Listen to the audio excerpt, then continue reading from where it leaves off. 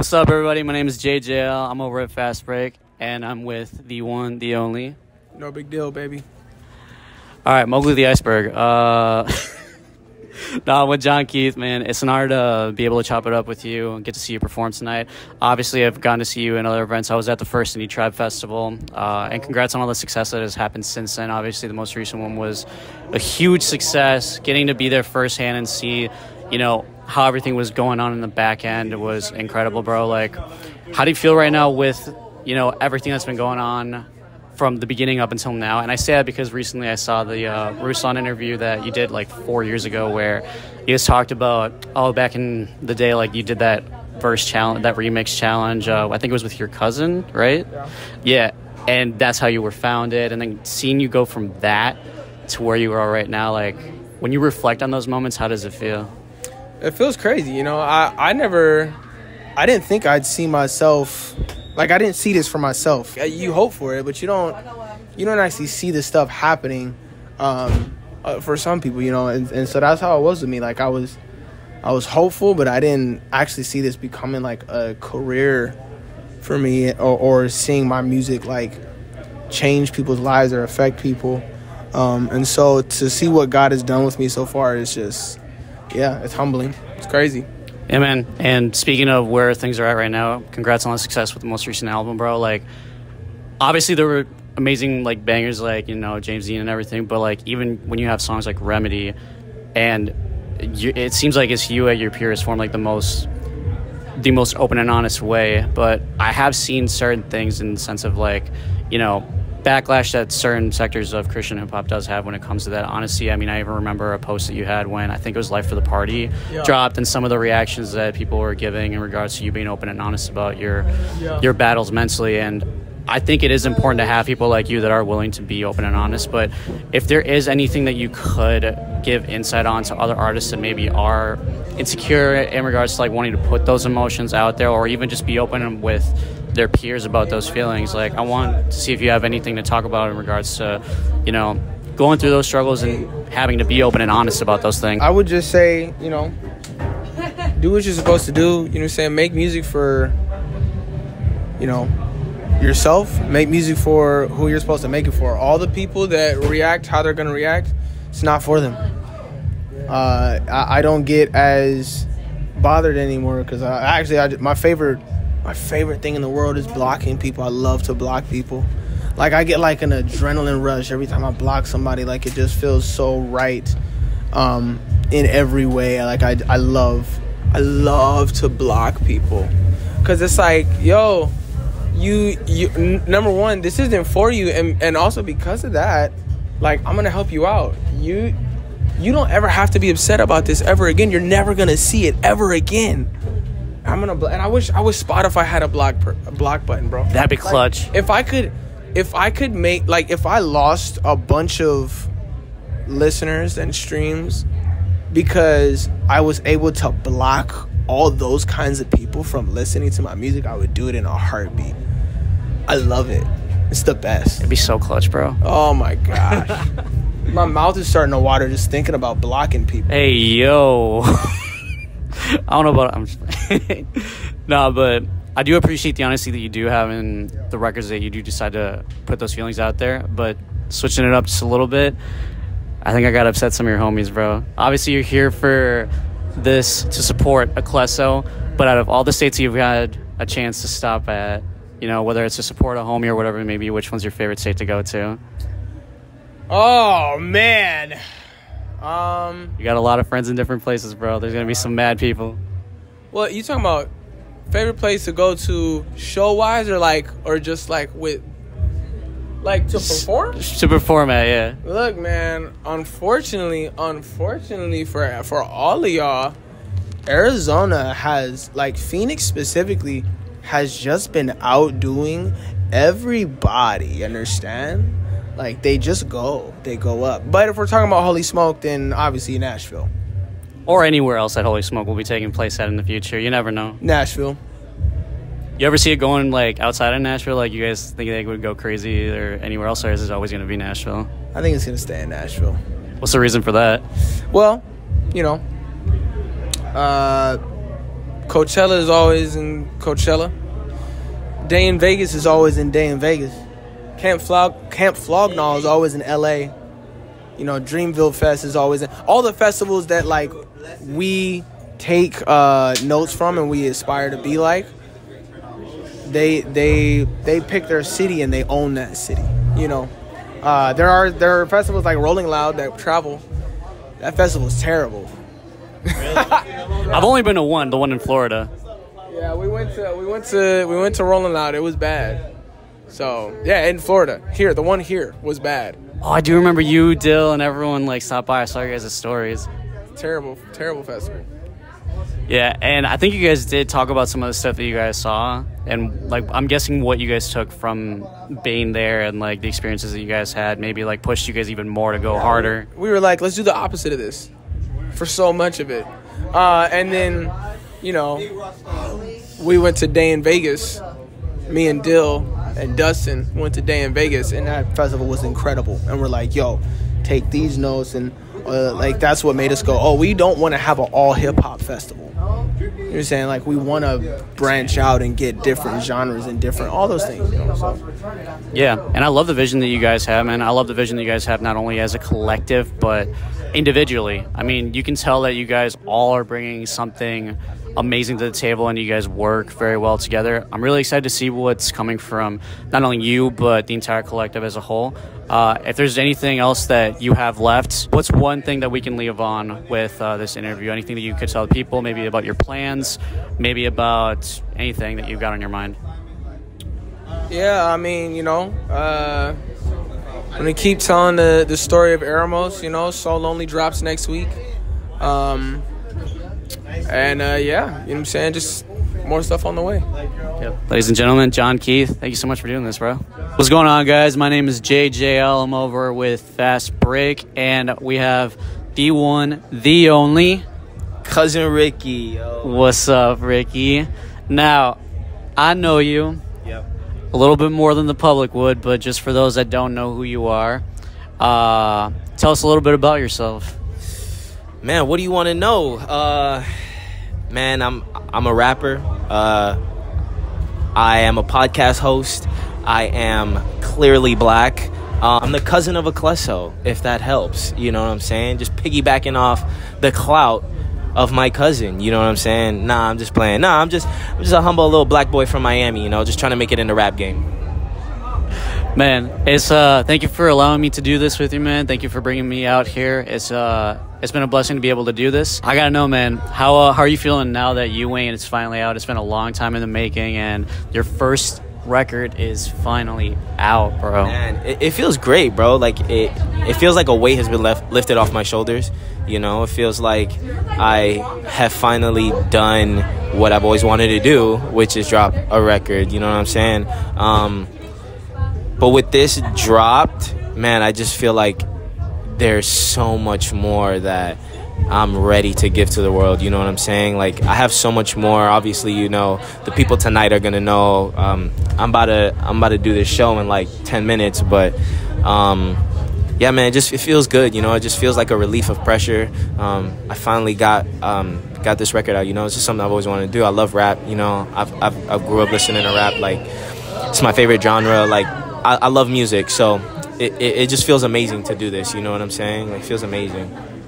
Man, it's a banger, bro. Obviously, I got a chance to listen to it. For those of you who don't know, I am also an artist and engineer, and it was hard to mix that. Not because it was, like, a tough song to mix, but it was tough because I kept wanting to listen to it. Yeah. We got Kless in the house. Hey. No, this is probably one of the most unique interviews he's ever done, huh?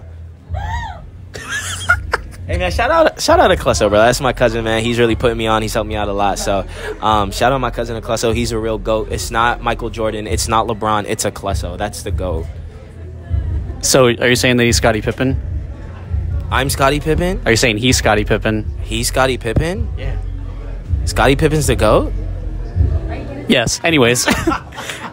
It was tough to mix that record just because I kept wanting to listen to it, bro. Like, I didn't even want to, like, mix it half the time. That's why it took me a little bit, but I'm so glad that it's finally out. I'm so glad that people get to learn about you. There's obviously been people in the community that have known about you just based off of you being involved in Discord, obviously you being involved with Akleso's podcast, but now it feels like this is almost like a victory lap. Yeah, like, man. people finally really see you as, like, no, this is, like, Cousin Rickie. Like, he's about to, like, come up. Now, Yeah. with that being said, what are your goals for this upcoming year? Man, my goals is to release a couple more singles, and I eventually want to drop an album. I got this crazy album that's coming out. Well, I think it's crazy. I think it's gonna be amazing, you know. And shout out Gleese, he's done 90% of the production. You've got a hand in the production in the album that's gonna be coming out of the record. And nah, man, that's it. I'm just really looking forward to working with Gleese, Aklesso, you, just in the next coming year. You know what I'm saying? Like, I just can't wait for it. I'm just super excited. Yeah, man, and I'm excited for what's to come. Now, I feel like we got a lot of really good content out here, but just before we wrap it up, what's one thing that you want everybody to know, whether it's about tonight, whether it's about the next release, whatever it may be? What is something that you really want everybody to know? Man, first and foremost, I want everybody to know that Jesus loves them. You know what I'm saying? As cliche as that sounds, and as corny as it sounds, it's for real. It's for real. Jesus loves you, man. Like, tap into your word, bro. But aside from that, yo, I'm coming for the top spot, bro. I really want to make noise in this space, not just Christian hip-hop, you know. I want people to know who I am. I want people to know that I do this for real, and this is something I feel like God put me on the earth to do. You know what I'm saying? So, I'm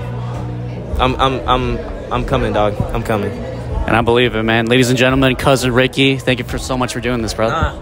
Bro, thanks for having me, dog. Hey, it's been an honor working with you, bro. It's not just me. The whole team, we coming up together. JJL coming up together. I know I sounded a little arrogant, but I want to stay humble, you know what I'm saying? So I just want to say thank you to everybody who's been on board with me, and just for the opportunities everybody has given me, especially God. So thank you, bro. I appreciate you. Of course, man. Fazbreak, Cousin Rickie, we out. Woo! That was a good one. What's up, everybody? My name is JJL. I'm over at Fazbreak, and I'm with the one, the only Sarah Juers. How's it going? It's going well.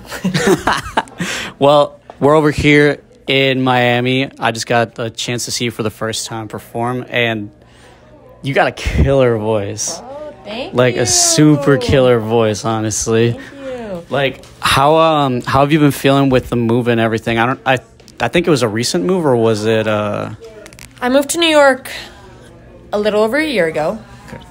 And it's been amazing. I love it, and I'm having the time of my life.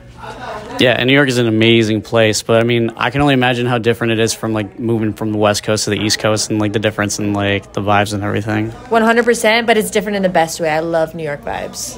What's been your favorite experience so far being out in New York right now? I love how New York makes you feel free, like you can do anything, and it feels like the world is your oyster. And I've also, like, I didn't go to New York for music, but I've been doing a bunch of music stuff. So that's been really fun. Okay. What's some of the things that we can expect from, like, your time being over in New York? Like, new music, obviously, like you talked earlier about, well, off camera you talked about some show opportunities that you've had the chance to do. So what's to expect from the time that you've spent out there musically? So I've been doing a lot more stuff. I think that, honestly, I've been growing as a person a lot. I've been growing a lot as a person. So I think that is going to, like, show in what I make.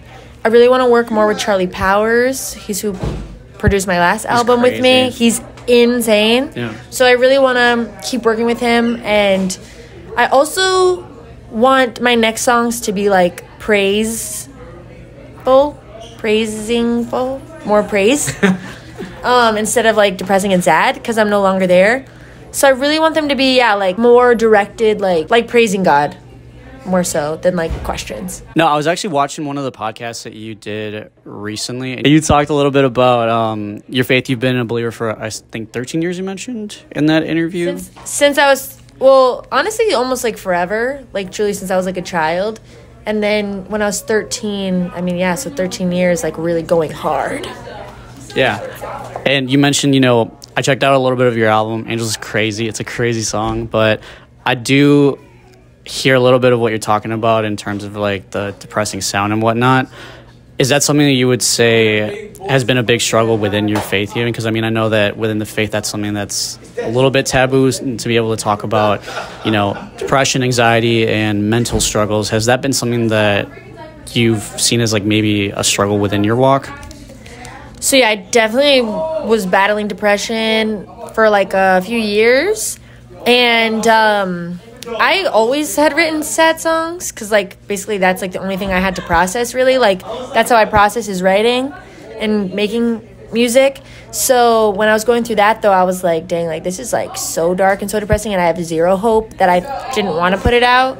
So it is hard, you know, because exactly like if you've never been through it, it's hard to give it because there's nothing like anyone can say to help you, kind of, you know what I mean? Right. Unless you, like there's just really nothing anyone can say. You just like need God and just like you just need to get through it. So I mean, I guess yeah, it definitely was hard. I couldn't talk to a lot of people about it because of that reason. Yeah. I'm curious to know just with the struggle that has come with that. I know that one taboo thing that is within the faith is talking about Christ versus talking about ourselves and talking about how we're feeling in the moment.